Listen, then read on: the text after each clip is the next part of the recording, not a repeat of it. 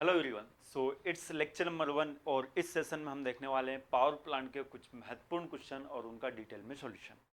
So let's start today's session और देखते हैं आज के सेशन का पहला question. This is my profile. तो जो पहला क्वेश्चन है वो रैंकाइन साइकिल से क्या है, क्वेश्चन देख लेते हैं। The Rankine cycle is an ideal cycle for vapour power plant. तो वेपर पावर प्लांट के लिए रैंकाइन साइकिल जो है वो आइडियल साइकिल है। तो क्यों है ऐसा हमसे क्वेश्चन में पूछा गया है। तो सबसे पहले तो आप लोगों को पता होना चाहिए कि रैंकाइन साइकिल पर बेस्ड होती steam power plant. Steam power plant जो होता है इसकी जो वर्किंग होती है it is based on Rankine cycle, ये भी क्वेश्चन बनता है। और स्टीम पावर प्लांट को ही वेपर पावर प्लांट बोला जाता है। यहाँ पर जो हमारा वर्किंग सब्सटेंस होता है वो वाटर होता है और वाटर कुछ समय के लिए लिक्विड स्टेट में रहता है, देन फिर वो वेपर में कन्वर्ट हो जाता है, मतलब स्टीम में कन्वर्ट हो जाता है। तो इसीलिए इसको वेपर पावर साइकिल बोलते हैं।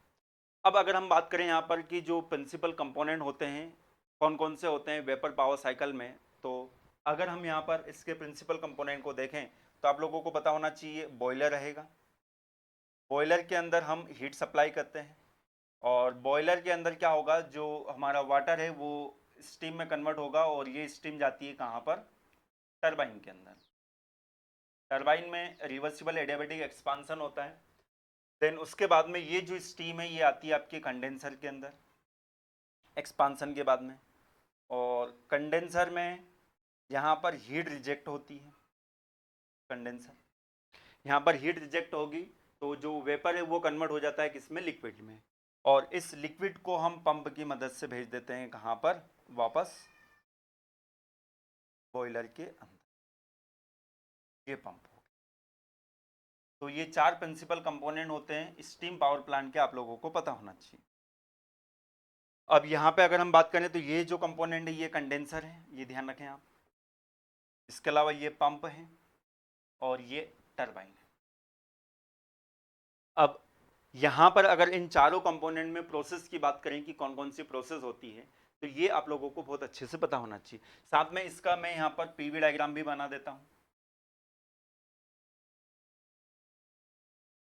टीएस डायग्राम हम यहाँ पर इसका प्लॉट करेंगे।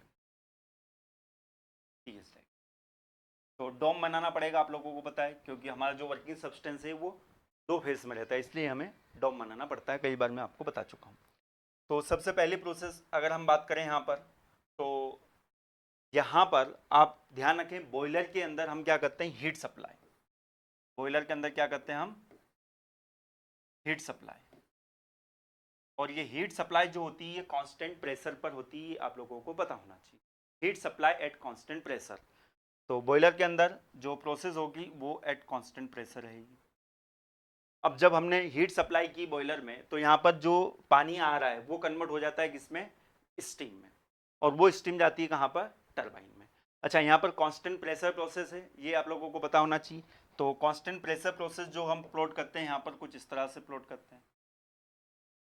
सुपर हीट हम कर देते हैं उसको, जो स्टीम है उसको क्या कर देते हैं, सुपर हीट। तो आप लोगों को पता होना चाहिए टीएस डायग्राम पर कांस्टेंट प्रेशर प्रोसेस जो है, डोम के अंदर तो एक स्ट्रेट लाइन रहती है, टेम्परेचर प्रेशर दोनों कांस्टेंट रहेगा, उसके बाद में उसका टेम्परेचर हम बढ़ा देते हैं, सुपर हीट हो जाती है। ये कांस्टेंट प्रेशर लाइन कुछ इस तरह से होती है, ये भी क्वेश्चन आपसे बन सकता है।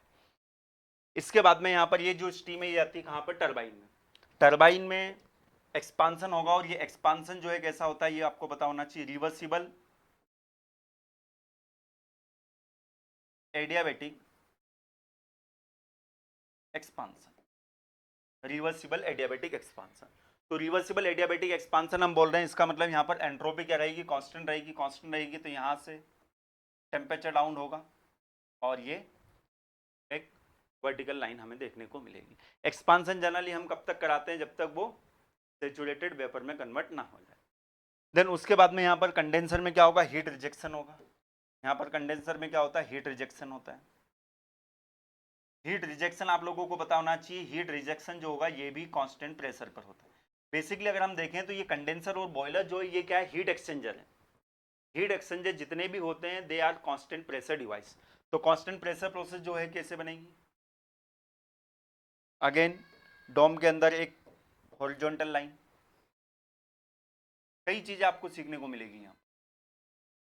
उसके बाद में यहाँ पर पंप हम क्या करते हैं, वर्क इनपुट देते हैं, यहाँ पर वर्क इनपुट अगर हम यहाँ पर दे रहे हैं तो यहाँ पर जो प्रोसेस होती है उसको हम बोलते हैं रिवर्सिबल एडियाबेटिक पंपिंग। कंप्रेशन इसलिए नहीं बोलते हैं क्योंकि कंप्रेसर के लिए जनरली कंप्रेशन टर्म हम यहाँ पर यूज करते हैं, यहाँ पर कंप्रेसर हम यूज नहीं करते, पंप यूज करते हैं। तो यहाँ पर इस प्रोसेस को हम नाम देते हैं रिवर्सिबल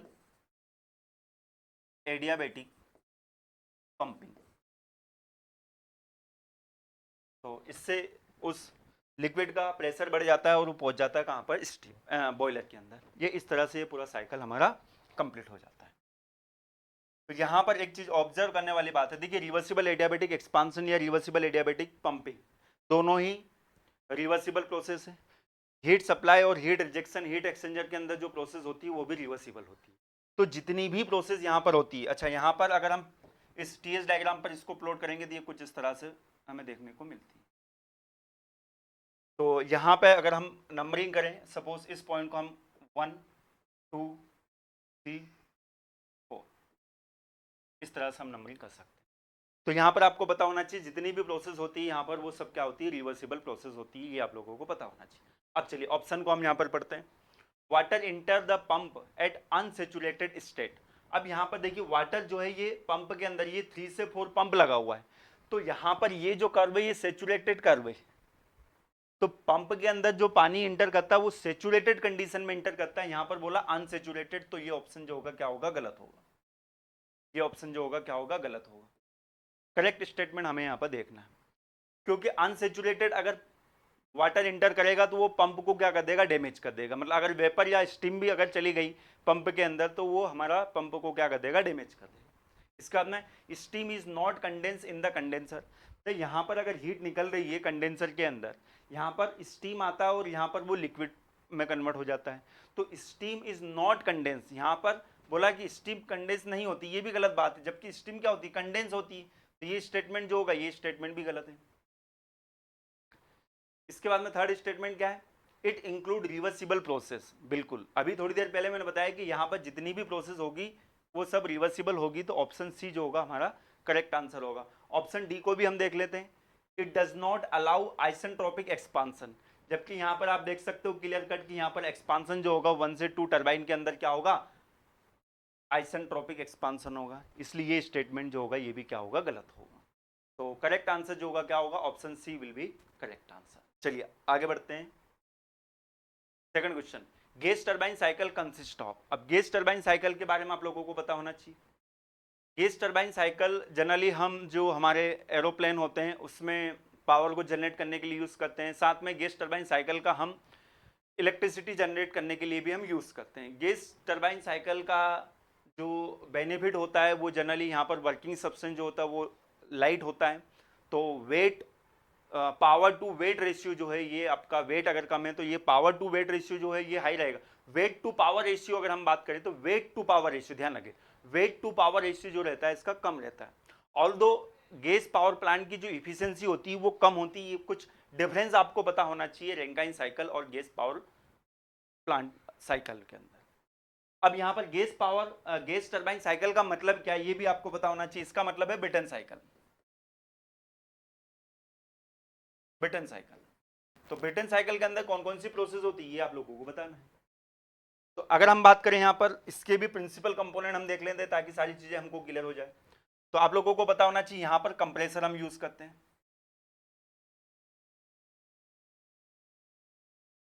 कंप्रेसर के अंदर जो हमारी गैस है उसको हम इंटर कराते हैं, और कंप्रेसर के अंदर कौन सी प्रोसेस होती है, रिवर्सिबल एडियाबेटिक कंप्रेशन। अच्छा, यहाँ पर कंप्रेसर को आप ऐसे बनाएंगे तो ज्यादा बेटर रहेगा, मैं बना देता हूँ।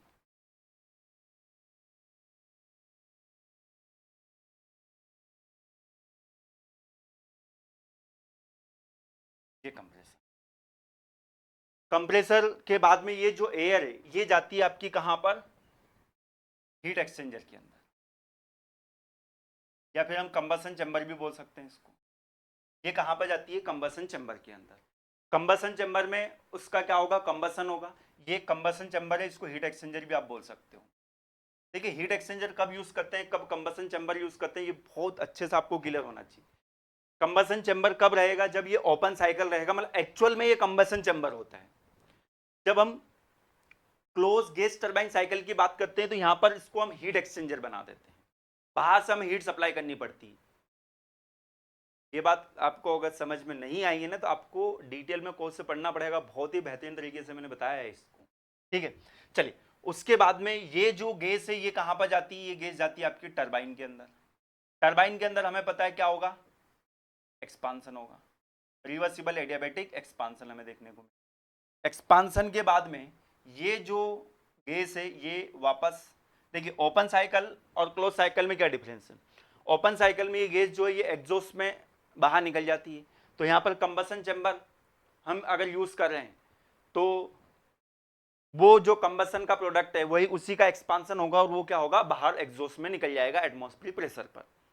बट यहाँ पर अगर हीट एक्सचेंजर हम यूज करें तो इसका मतलब क्या हुआ कि उसको वापस हम क्या करेंगे?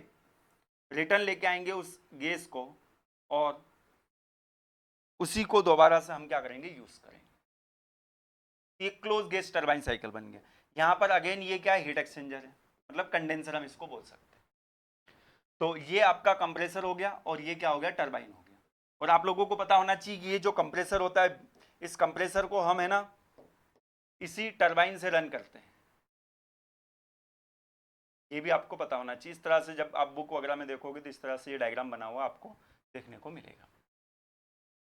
तो ये हमारा एक ब्रेटन साइकिल है। अब यहां पर अगर हम बात करें प्रोसेस की, अच्छा ये भी क्लॉकवाइज रहेगा, ये आप लोगों को पता होना चाहिए। यहां पर भी पावर मिलता है, सारे साइकिल जो रहेंगे वो क्लॉकवाइज रहेंगे। इसका भी हम पीवी डायग्राम बनाएंगे, टीएस डायग्राम भी बना सकते हैं।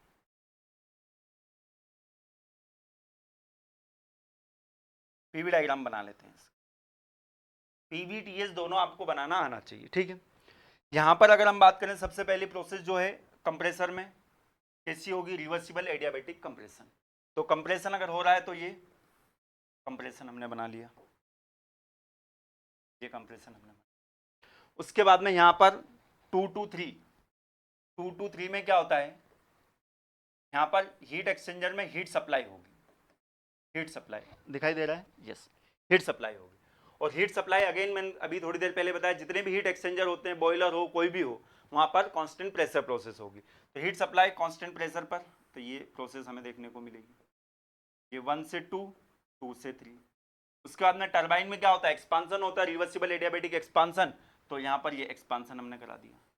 एक्सपांसन के बाद में वापस गैस को हम उसकी इनिशियल स्टेट में लेकर आते हैं, तो हीट एक्सचेंजर से क्या होगा? यहाँ पर हीट रिजेक्शन होगा। यहाँ पर कंप्रेशन होता है, यहाँ पर एक्सपांसन होता है। और कंप्रेशन और एक्सपांसन दोनों ही जो है ये क्या होते हैं? रिवर्सिबल एडियाबैटिक प्रोसेस होती है। Both are follow P V की power gamma is equal to C, reversible adiabatic होती है। तो यहाँ पर 4 प्रोसेस की अगर हम बात करें तो 2 कांस्टेंट प्रेशर प्रोसेस रहती है, 2 रिवर्सिबल एडियाबैटिक प्रोसेस रहती है। अच्छा, इसकी इफिशिएंसी भी आपसे पूछी जा सकती है। ब्रेटन साइकिल की इफिशिएंसी का जो रिलेशन आता है 1 - 1 आरपी की पावर गामा -1 अपॉन गामा, ये रिलेशन भी इंपॉर्टेंट है।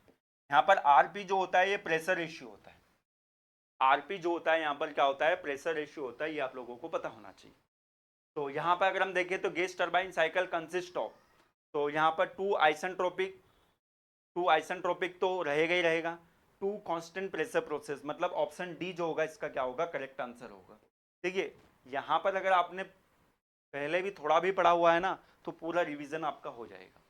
तो ये ब्रेटन साइकिल की एफिशिएंसी का फॉर्मूला आपको पता होना चाहिए। रैंकिन साइकिल की एफिशिएंसी का फॉर्मूला ऐसा कुछ स्टैंडर्ड फॉर्मूला नहीं बनता है, बट आपको निकालना आना चाहिए। यहाँ पर हम क्या करते हैं? एंथैल्पी के डिफरेंसेस से निकाल सकते हैं। यहाँ पर वर्ग जो हमें मिलता है 1 से 2, और जो हमें देना पड़ता है कहाँ पर देना पड़ता है? 3 से 4 देना पड़ता है। तो नेट वर्क हमें मिल जाता है, और नेट वर्क मिल जाता है, और 3 से 4 से 1 जो है वो हीट सप्लाई रहेगा। तो हीट सप्लाई, नेट वर्क को हीट सप्लाई से डिवाइड कर देंगे तो हमें इफिशिएंसी मिल जाती है। इसी तरह से यहाँ पर एक बात आपको ध्यान रखना है कि कंप्रेसर वर्क, देखिए यहाँ पर पंप वर्क को आप नेग्लेक्ट कर सकते हो, बट कंप्रेसर वर्क को हम नेग्लेक्ट नहीं कर सकते। कंप्रेसर में ज़्यादा अमाउंट में वर्क की जरूरत पड़ती है, क्योंकि कंप्रेसर हैंडल करता है किसको? गैस को, और गैस का वेपर प्रेशर जो होता है वो काफ़ी ज़्यादा, वेपर प्रेशर नहीं, स्पेसिफिक वॉल्यूम, सॉरी, क्या स्पेसिफिक वॉल्यूम जो होता है काफ़ी ज़्यादा होता है, तो वहाँ पर वर्क रिक्वायर्ड जो रहेगा क्या रहेगा? ज़्यादा रहेगा। तो ये सारे पॉइंट आप लोगों को पता होना चाहिए। चलिए आगे बढ़ते हैं। Question number 3, for maximum work output in a 2 stage expansion gas turbine with perfect reheating, the intermediate pressure P has the following relation with maximum pressure P1 and minimum pressure P2 of cycle. For maximum work output in 2 stage expansion, देखिए यहाँ पर 2 stage expansion की बात चल रही है, तो maximum work output कब मिलेगा? जब हम एक्सपांसन जो है वो मल्टी स्टेज में कराते हैं तो मैक्सिमम वर्क आउटपुट मिलता है, और मैक्सिमम वर्क इनपुट हमें कब देना पड़ता है? जब हम कंप्रेशन जो है वो मल्टी स्टेजिंग में करते हैं, मतलब एक बार में कंप्रेस ना करके अगर स्टेजेस में अगर आप कंप्रेस करो तो वहां पर कम वर्क रिक्वायर्ड रहेगा। इसी तरह से एक्सपांसन की अगर मैं बात करूं तो एक बार में एक्सपांसन ना करा के अगर स्टेजेस में अगर हम एक्सपांसन कराते हैं ना तो वहां पर हमें जो वर्क मिलता है वो ज्यादा मिलता है। तो ये मल्टी स्टेजिंग का कॉन्सेप्ट आप लोगों को पता होना चाहिए। तो यहां पे अगर मैं बात करूं, सपोज ये हमारा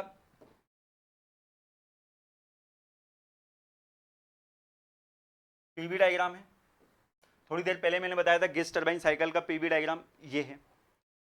तो यहां पर एक्सपांसन की अगर मैं बात करूं तो एक्सपांसन जो है ये 3 से 4 है, ये 3 से 4 हमारा एक्सपांसन, ठीक है। अब अगर हम यहां पर मल्टी स्टेज में अगर एक्सपांसन कराते हैं मतलब वहां पर रीहीटिंग हम कर देते हैं, तो मल्टी स्टेज में एक्सपांसन कराने पर फायदा क्या होगा? अच्छा, यहां पर जो हमें वर्क मिलेगा वो वर्क कितना होगा? वो वर्क रहेगा आपका, अगर हम सिंगल स्टेज में अगर एक्सपांसन कराते हैं तो वो वर्क जो रहेगा वो ये रहेगा। टरबाइन एक क्या है? ओपन सिस्टम है, ओपन फ्लो सिस्टम है, इसलिए वर्क अगर आपको निकालना है तो यहां पर इसके एरिया को प्रोजेक्ट करना पड़ेगा कहां पर? प्रेशर एक्सिस पर। ये सिंगल स्टेज में हमें वर्क मिलता है। अभी फॉर टाइमिंग इसको 1, ये इसको हम नाम दे देते हैं P1 और P2, मैक्सिमम प्रेशर P1 और मिनिमम प्रेशर P2, ठीक है। ये सिंगल स्टेज में ये कंडीशन। अगर मल्टी स्टेज में अगर हम कराते हैं तो हम क्या करते हैं? यहाँ पर इसकी रीहीटिंग कर देते हैं, रीहीटिंग कर देते हैं तो जो हमारा डायग्राम बनेगा कैसा बनेगा? यहां तक हमने उसको एक्सपांड किया हाई प्रेशर टरबाइन में, देन उसके बाद में फिर वापस में उसमें हीट एडिशन कर दिया, देन उसको फिर हमने एक्सपांड किया लो प्रेशर टरबाइन। तो यहां पे अगर आप ध्यान से देखें तो ये this much amount of work will be extra work हमें देखने को मिलता है। तो अब क्वेश्चन यही पूछा गया है कि यहां पर ये जो इंटरमीडिएट टेम्परेचर होता है, प्रेशर होता है, सॉरी इंटरमीडिएट प्रेशर जो है क्या है? P। तो ये इंटरमीडिएट प्रेशर जो होगा ये कितना होगा? मैक्सिमम टू मैक्सिमम अगर आपको वर्क निकालना है तो इंटरमीडिएट प्रेशर कितना होगा? तो इसके लिए जो कॉन्सेप्ट होता है कि यहाँ पर हम इनमें आपस में रिलेशन निकालते हैं और वर्क निकालते हैं, और वर्क को हम डिफरेंशिएट करते हैं, इक्वेट करते हैं जीरो से, वर्क को अल्टीमेटली मैक्सिमाइज करना रहता है। तो वहां पर हमारे पास डायरेक्टली जो रिलेशन आता है फॉर मैक्सिमम वर्क कंडीशन, जो इंटरमीडिएट प्रेशर रहेगा वो रहेगा P1 P2, मतलब मैक्सिमम और मिनिमम का स्क्वायर रूट अगर आप लोगे तो वो आपका इंटरमीडिएट प्रेशर आ जाएगा। ये आप लोगों को पता होना चाहिए, ठीक है। इसी तरह से यही कॉन्सेप्ट हम अप्लाई कर देते हैं किसके ऊपर? कंप्रेशन के ऊपर भी। कंप्रेसर में मिनिमम वर्क हमें सप्लाई कब करना पड़ेगा? जब इंटरमीडिएट प्रेशर जो रहेगा वो ये रहेगा, मतलब मल्टी स्टेजिंग अगर आप करते हो, यहां पर हम क्या करते हैं? रीहीट कर देते हैं, और कंप्रेसर में हम क्या करते हैं? एक स्टेज से दूसरी स्टेज में जब जाते हैं तो उसके बाद में जब उसको फर्दर कंप्रेस करना रहता है तो हम उसको क्या कर देते हैं? कूल डाउन कर देते हैं। तो कूल डाउन कर देते थे जिससे वर्क रिक्वायर्ड जो होगा वो क्या होगा? कम होगा। तो आई होप आप लोगों को सारी चीजें क्लियर हो गई होगी। तो करेक्ट आंसर जो रहेगा इसका क्या रहेगा? Option B will be correct answer. देखिए कंप्रेसर, मल्टी स्टेजिंग कंप्रेसर सब बताते हैं, ये एक्सपांसन बहुत कम लोग बताते थे। यहां से भी क्वेश्चन पूछा जा सकता है, बहुत अच्छा कॉन्सेप्ट मैंने आप लोगों को क्लियर कर दिया है, ठीक है। चलिए आगे बढ़ते हैं, नेक्स्ट क्वेश्चन।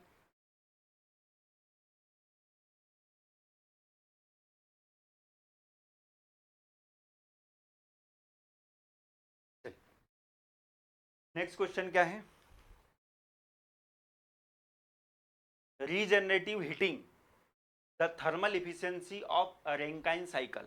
रीजनरेटिव हीटिंग का मतलब क्या होता है पहले तो आप लोगों को ये पता होना चाहिए। रीजनरेटिव हीटिंग का मतलब होता है देखिए यहाँ पर मैं आपको डायग्राम बना के बताता हूँ। सपोज ये हमारा बॉयलर है, यहाँ से हमारी स्टीम जाती है कहाँ पर, टरबाइन के अंदर। रफ डायग्राम ही मैं बना रहा हूँ। टरबाइन के अंदर, टरबाइन से कंडेंसर, कंडेंसर से फिर आपको पता है वो पंप के अंदर आता है।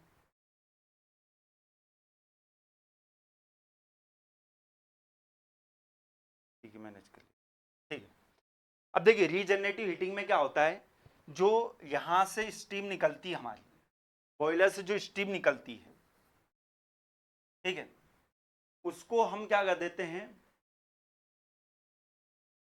नहीं वो सुपर हीटिंग। देखिए जो पंप से हमारा वाटर आता है, ध्यान से सुनिए, पंप से जो वाटर आता है, देखिए वाटर को स्टीम में कन्वर्ट करने के लिए कुछ हीट आपको सप्लाई करनी पड़ेगी, ध्यान से सुनिएगा।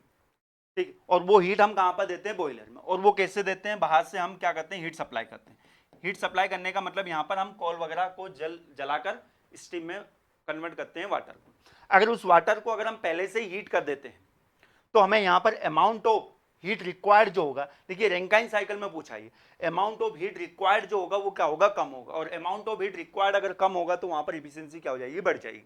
तो हम क्या करते हैं बेसिकली कि यहां से कुछ स्टीम को हम क्या कर लेते हैं, एक्सट्रैक्ट कर लेते हैं। जो एक्सपांडिंग स्टीम होती है उसको हम थोड़ा सा क्या कर लेते हैं, एक्सट्रैक्ट कर लेते हैं। और उस स्टीम से हम क्या करते हैं, ये जो वाटर जा रहा है पंप के द्वारा बॉयलर में, उसको हम क्या कर देते हैं, हीट कर देते हैं, ताकि यहां पर हीट सप्लाई जो होगा वो क्या हो जाता है, कम हो जाता है। तो हमेशा ध्यान रखें, हमेशा हमेशा ध्यान रखें, ऑल्दो यहां पर थोड़ा सा वर्क हमें कम मिलता है, बट हीट सप्लाई जो होगा वो क्या होगा, कम होगा।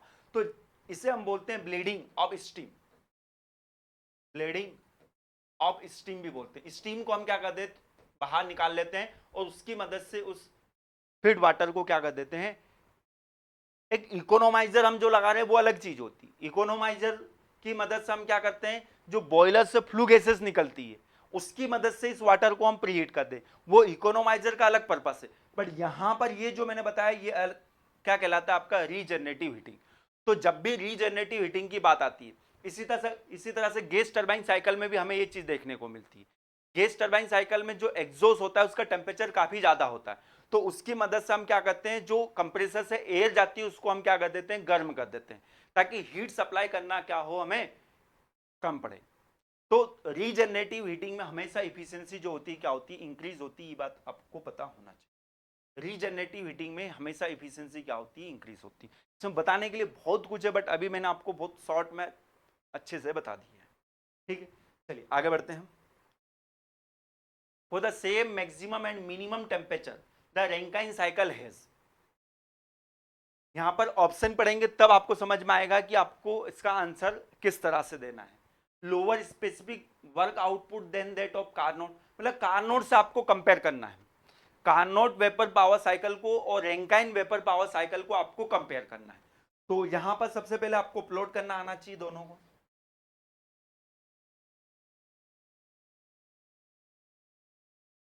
एक सिंपल रैंकाइन साइकिल अगर हम यहां पर देखें तो ये कुछ इस तरह से हमें देखने को मिलता है।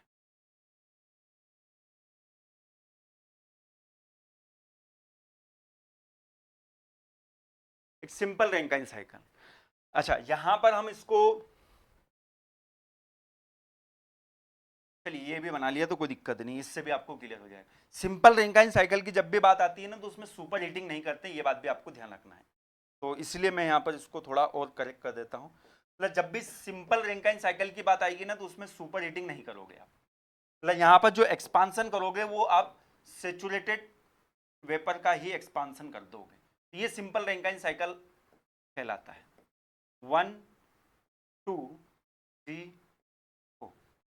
अच्छा, मैंने शायद स्टार्टिंग में थोड़ा सा गड़बड़ कर दिया था, अभी मेरे को समझ, यहाँ पर जस्ट वेट, यहाँ पर 2 जो रहेगा ये यहाँ पर रहेगा, ये मतलब 4 यहाँ पर रहेगा, ये 4 रहेगा, ये यहाँ पर 4,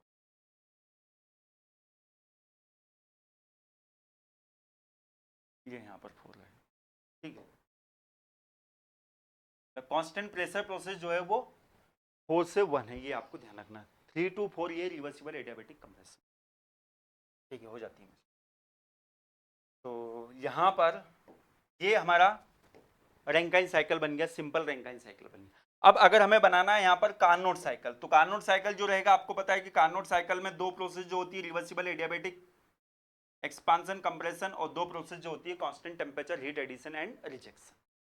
तो यहाँ पर रैंकाइन साइकिल की अगर हम बात करें तो ये 1 डेज 2 डेज 3 और 4, ये हमारा रैंकाइन साइकिल हो गया। अब सॉरी, कार्नोट साइकिल। अब इस कार्नोट साइकिल की इफिशियंसी अगर हम देखें तो यहाँ पर इस कार्नोट साइकिल की इफिशियंसी जो रहेगी, इफिशियंसी ऑफ कार्नोट, यहाँ पर टोटल हीट जो है कांस्टेंट टेम्परेचर पर एड हो रही है, और टोटल हीट जो रिजेक्ट है वो भी कांस्टेंट टेम्परेचर पर। तो यहाँ पर इसको हम बोल देते हैं TH और इसको बोल देते हैं TL। तो यहाँ पर इसकी इफिशियंसी बनती है 1/TL/TH, ये इसकी इफिशियंसी। और वहीं पे अगर मैं बात करूं यहाँ पर इफिशियंसी अगर आपको निकालना है किसकी, रैंकाइन साइकिल की, तो रैंकाइन साइकिल में आप देख सकते हो यहाँ पर बेटा कि रैंकाइन साइकिल में हीट एडिशन जो है वो कांस्टेंट टेम्परेचर पर नहीं हो रहा है। हीट एडिशन जो हो रहा है कहां से कहां तक हो रहा है, 2 से लेके 3 तक हो रहा है। तो 2 से लेके 3 तक टेम्परेचर चेंज हो रहा है, 2 से लेके 2 डेज तक टेम्परेचर चेंज हो रहा है, 2 डेज से 3 टेम्परेचर कांस्टेंट है। तो जब मीन टेम्परेचर आप कैलकुलेट करेंगे तो मीन टेम्परेचर यहां पर आपको देखने को मिलेगा कि जो TH है उससे स्लाइटली क्या है, थोड़ा सा लोअर है। तो ये mean temperature of heat addition जो है ये slightly less than higher temperature. तो यहां पर इसकी एफिशिएंसी जो बनेगी ये बनती है 1 minus mean temperature TL divided by mean temperature of heat addition. तो आप देख सकते हो कि ये वाली वैल्यू कम है, तो ये वाली वैल्यू कम है, तो ये वाली वैल्यू क्या रहेगी, ज्यादा रहेगी। मतलब इफिशियंसी जो रहेगी रैंकाइन की वो कम रहती है किससे, कार्नोट से। इफिशियंसी ऑफ कार्नोट ज्यादा रहती है इफिशियंसी ऑफ रैंकाइन से। और ये तो हम भली भांति जानते हैं, मैक्सिमम इफिशियंसी जो होती है वो किसकी होती है, कार्नोट की होती है। तो इफिशियंसी का कॉन्सेप्ट मैंने आप लोगों को बता दिया। अब यहाँ पे अगर हम बात करें नेट वर्क की, तो नेट वर्क जो होता है आप लोगों को पता होना चाहिए, नेट वर्क जो होता है पीवी डायग्राम है ये, तो पीवी डायग्राम के अंदर का एरिया अंडर द कर्व जो बनता है वो नेट वर्क बनता है। तो अगर हम यहाँ पर रैंकाइन साइकिल में देखें तो रैंकाइन साइकिल का नेट वर्क जो है वो ज्यादा है कंपेयर टू द कार्नोट। तो आप ध्यान रखें, नेट वर्क जो है एरिया अंडर कर्व, तो यहां पे आप देख सकते हो एरिया जो होगा कौन सा, 1 2 3 4 ये ज्यादा रहेगा किससे, एरिया ऑफ 1 डेज 2 डेज 3 और 4। इसका मतलब वर्ग जो हमें मिलेगा रैंकाइन में वो ज्यादा मिलेगा कंपेयर टू द कार्नोट। ठीक है, एक बात दिमाग में रखें, ऐसा नहीं होता है कि इफिशियंसी ज्यादा है तो वर्क भी ज्यादा मिले, ये कभी भी नहीं होता है। तो यहां पर आपने देख भी लिया इफिशियंसी कार्नोट की ज्यादा होती है, बट वर्ग जो है रैंकाइन में हमें ज्यादा मिलता है। तो यहां पर आप बता सकते हो अगर सेम मैक्सिमम और मिनिमम टेम्परेचर के बीच में अगर ये दोनों काम कर रहे हैं तो ये आप लोगों को ध्यान रखना है।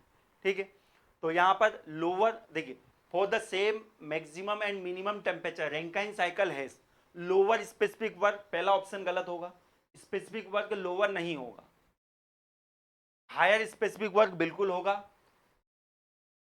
Then that of Carnot. तो higher specific work output than that of Carnot, तो ये ऑप्शन जो है बिल्कुल करेक्ट है। थर्ड देख लेते हैं, इक्वल इफिशियंसी नहीं होगी, मोर इफिशियंसी भी नहीं रहेगी, रैंकाइन की इफिशियंसी ज्यादा नहीं होती, इफिशियंसी कार्नोट की ज्यादा होती है, आप लोगों को ध्यान रखना है। ठीक है, तो इसका करेक्ट आंसर जो है वो हमें पता चल गया, option B will be correct answer. ठीक है, अच्छा क्वेश्चन था। Identify the incorrect statement from the following option related to reheat in Rankine cycle. Reheat in Rankine cycle. तो reheat के लिए आपको पीवी डायग्राम बनाना आना चाहिए। रीहीट का मतलब क्या होता है ये आप लोगों को पता होना चाहिए। चलिए पीवी नहीं, यहां पर हम टीएस डायग्राम बनाएंगे। टीएस डायग्राम रीहीट में हम क्या करते हैं, हाई प्रेशर टरबाइन में एक्सपांशन किया, देन वापस उसको रीहीट कर दिया उसी टेम्परेचर तक, देन उसको फर्दर हमने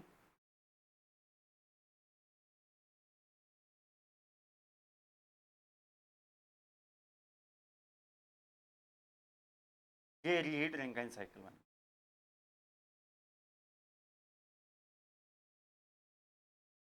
ठीक है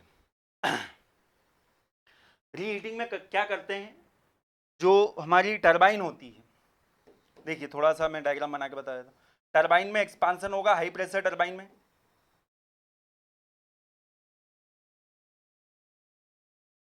हाई प्रेशर टरबाइन में एक्सपांसन होता है। इसी स्टीम को वापस हम लेके जाते हैं कहाँ पर, हीट एक्सचेंजर के अंदर। तो यहाँ पर हीट एक्सचेंजर के अंदर हम इसको लेके जाते हैं और वापस से इसको हम क्या कर देते हैं, एक्सपांड करते हैं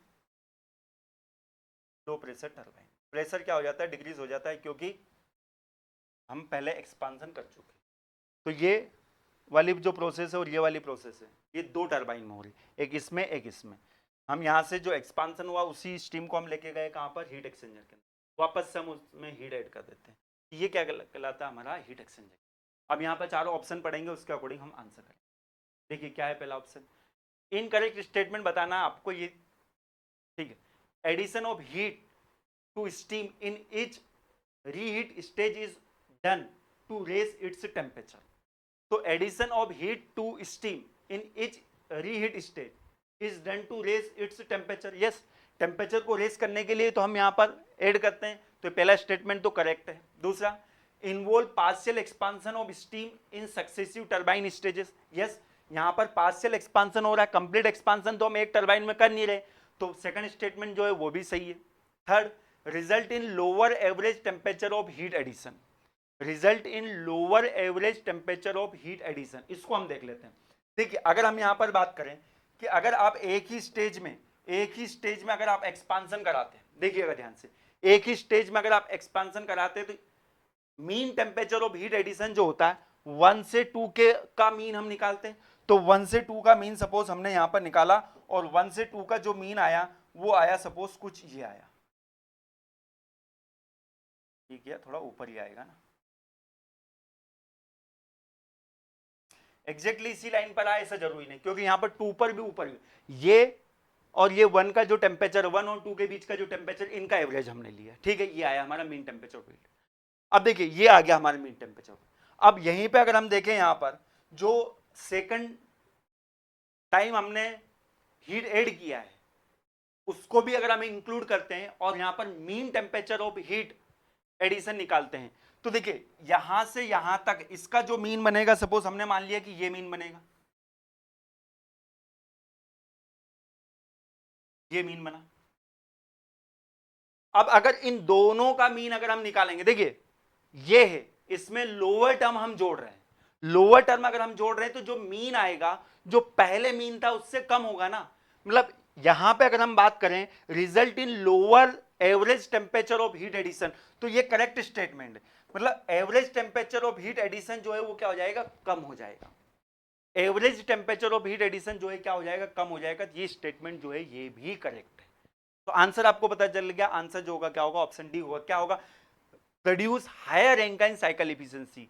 बेटा रैंकाइन साइकिल की इफिशिएंसी ज्यादा हो ये जरूरी नहीं है, और लगभग अगर हम देखें तो हर केस में कमी होती। क्यों, क्योंकि हीट सप्लाई जो है वो बढ़ गया ना, पहले हीट सप्लाई आप 1 से 2 दे रहे थे, अब 1 से 2 के साथ में यहां पर इस 2 डेज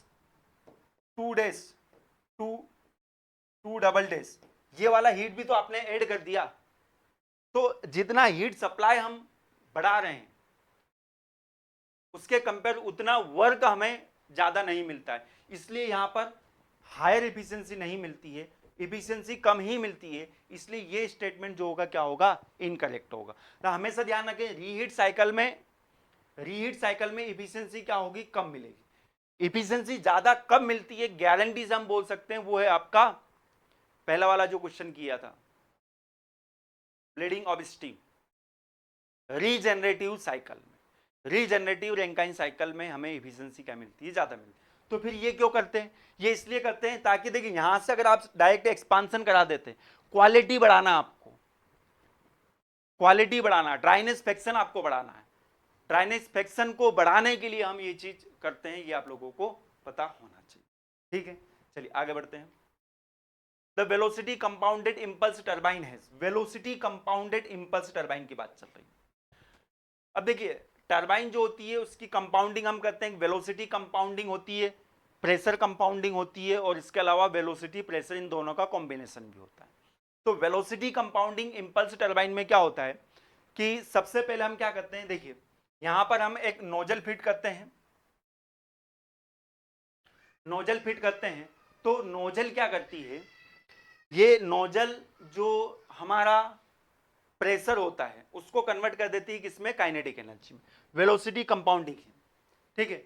तो यहां पर अगर हम देखें तो नोजल के अंदर क्या होता है, प्रेशर डाउन होता है और वेलोसिटी जो है वो क्या हो जाती है, बढ़ जाती है। प्रेशर डाउन होता है और वेलोसिटी क्या हो जाती है, बढ़ जाती है, ठीक है। ये आपका प्रेशर का कर्व है और ये वेलोसिटी का कर्व, वेलोसिटी क्या होगी, बढ़ जाएगी। उसके बाद में हम इसकी कंपाउंडिंग करते हैं, मतलब स्टेजेस में हम इसको बांट देते हैं। स्टेजेस में अगर हम इसको बांटना है तो यहां पर इसके बाद में, इस नोजल के बाद में हम लगाते हैं एक मूविंग ब्लेड। नोजल के बाद में हम क्या लगाते हैं, एक मूविंग ब्लेड लगाते हैं। तो ये मूविंग ब्लेड है, मूविंग ब्लेड है। इस मूविंग ब्लेड में क्या होगा, काइनेटिक एनर्जी जो है वो पावर में कन्वर्ट होगी। तो यहां पर वेलोसिटी जो होगी वो क्या होगी, डिक्रीज होगी वेलोसिटी। और वेलोसिटी कंप्लीट डिक्रीज नहीं होती, पार्शियली यहां पर डिक्रीज होती है। और प्रोफाइल टाइप की ब्लेड होती है तो प्रेशर जो रहता है वो क्या रहता है, कांस्टेंट रहता है, ठीक है। उसके बाद में मूविंग ब्लेड के बाद में हम लगाते हैं यहां पर क्या, एक stationary blade, stationary blade, fix blade जिसको हम बोलते हैं। फिक्स ब्लेड का काम क्या होता है, ये डायरेक्शन गाइड करती है स्टीम को। तो यहां पर ना तो वेलोसिटी चेंज होती है ना ही प्रेशर चेंज होता है। देन अगेन फिर हम यहां पर क्या लगाते हैं, मूविंग ब्लेड लगाते हैं। ये मूविंग ब्लेड, मूविंग ब्लेड अगर हमने लगाया तो यहां पर अगेन वेलोसिटी क्या होगी, डिक्रीज होगी। तो ये वेलोसिटी क्या होगी, डिक्रीज होगी। प्रेशर अभी भी कांस्टेंट रहेगा। तो यहां पर आप देख सकते हो, इसको बोलते हैं वेलोसिटी कंपाउंडिंग। यहां पर डिक्रीज हुई वेलोसिटी, यहां पर डिक्रीज हुई वेलोसिटी। तो स्टेजेस में हम डिवाइड कर दे रहे हैं किसको, वेलोसिटी को, जिसको बोलते हैं वेलोसिटी कंपाउंडिंग। तो वेलोसिटी कंपाउंडिंग में क्या होता है, यहां पर set of moving and fix blade, moving and fix blade का क्या होता है, सेट होता है। तो ऑप्शन को हम पढ़ेंगे, उसके अकॉर्डिंग आंसर करेंगे। सबसे पहले क्या लगा होता है, नोजल लगा होता है। तो देखिए alternate set of nozzle and moving blade. अरे नोजल और मूविंग ब्लेड का अल्टरनेट सेट थोड़ी है, यहां पर नोजल है, उसके बाद में मूविंग एंड फिक्स ब्लेड का अल्टरनेट सेट है। तो पहला स्टेटमेंट जो होगा क्या होगा, गलत होगा। Alternate set of fix and moving blade, यहां पर पहले नोजल लगी हुई है ना, तो उसको भी तो बताना पड़ेगा, तो ये भी गलत। उसके बाद में one set of nozzle and one stage of moving blade, ऐसा भी नहीं होगा। इसके बाद में क्या होगा, one set of nozzle followed by stages of alternate moving and fix blade, बिल्कुल करेक्ट। एक सेट किसका होगा, नोजल का होगा, followed by moving fix blade होती है। इसको बोलते हैं क्या, वेलोसिटी कंपाउंडिंग। वेलोसिटी कंपाउंडिंग आप ध्यान रखें, इस टरबाइन का नाम जो होता है इसको बोलते हैं velocity compounding Curtis turbine, Curtis turbine. ये क्वेश्चन में पूछा जाता है। और जब भी प्रेशर कंपाउंडिंग की बात आएगी बेटा,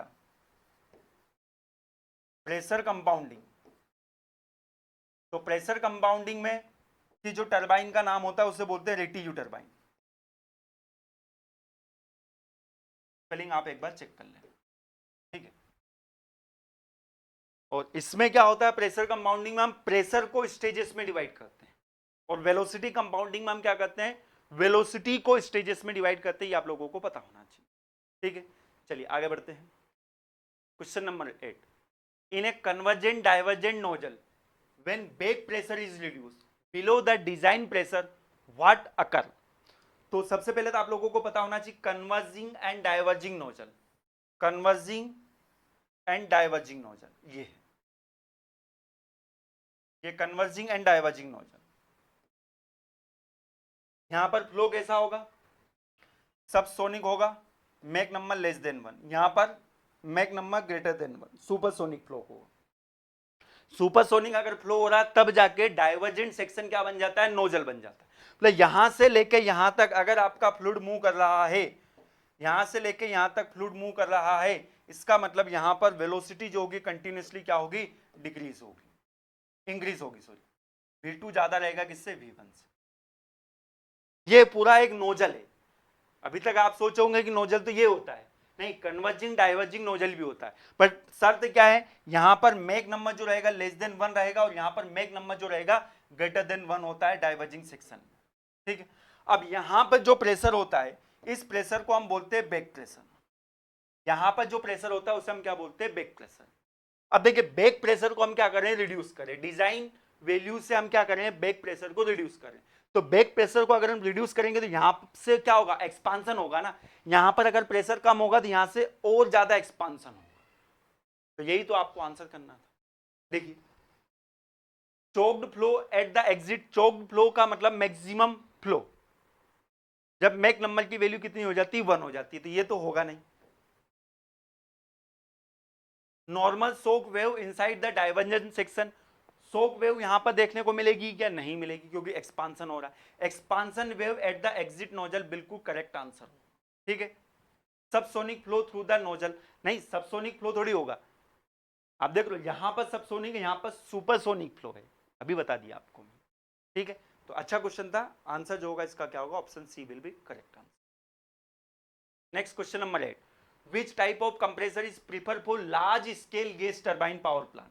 देखिए यहां पर क्वेश्चन में क्या पूछा है, क्या बोला है, large scale gas power plant due to its higher mass flow rate. तो जब भी हायर मास फ्लो रेट की बात आती है तो आपको एक ही कंप्रेसर को याद रखना है, that is axial flow compressor. Axial flow compressor is suitable for higher mass flow rate, ये आप लोगों को ध्यान रखना है, डायरेक्टली आप इसको याद रख सकते हैं। ठीक है, बाकी कंप्रेसर का पूरा डिटेल में अगर थ्योरी आपको पढ़ना है तो कोर्स के अंदर आपको इनरोल होना पड़ेगा। चलिए आगे बढ़ते हैं। नेक्स्ट क्वेश्चन है डिग्री ऑफ रिएक्शन का, इस क्वेश्चन को फटाफट आप देखें।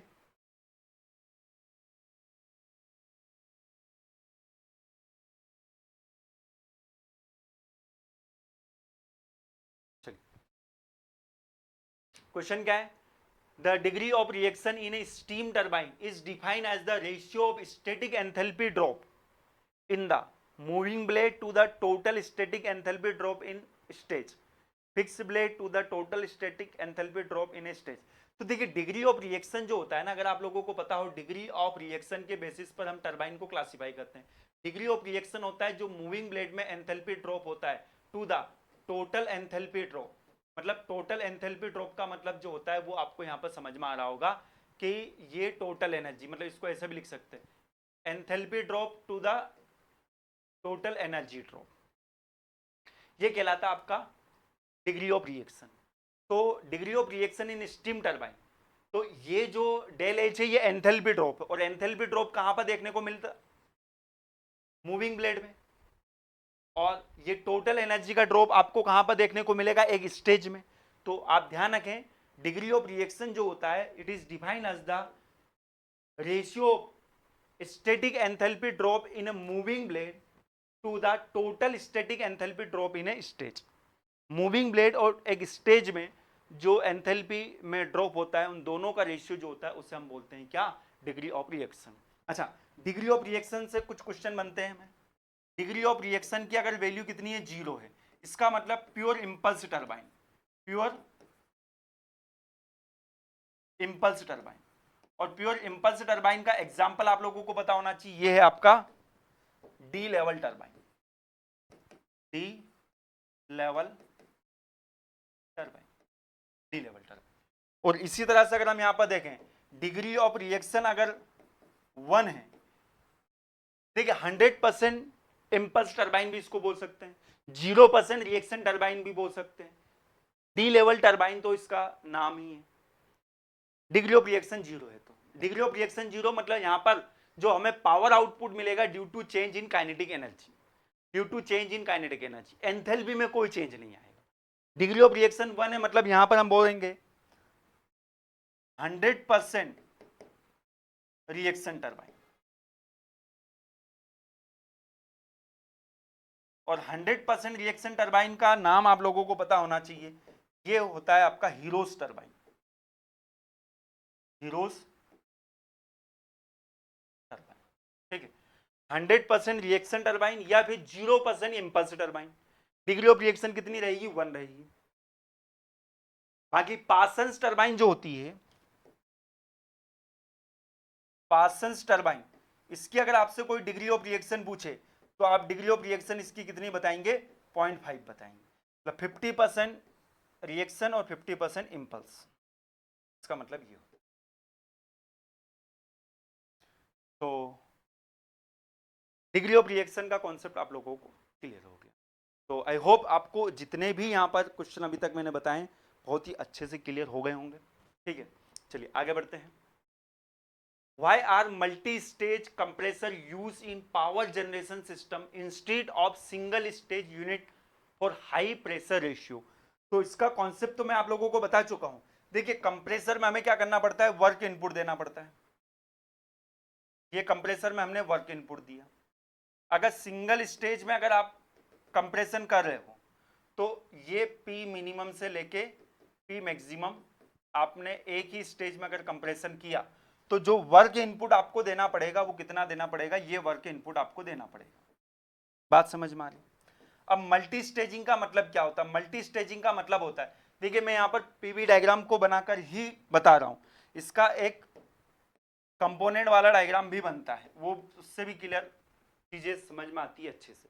मल्टी स्टेजिंग में हम क्या करते हैं, एक स्टेज में हमने कंप्रेशन किया, देन उसके बाद में हमने क्या कर दी, कूलिंग कर दी, इंटर कूलिंग जिसको बोलते हैं, कूलिंग कर दी हमने, उसके बाद में फिर वापस हमने क्या किया, कंप्रेशन।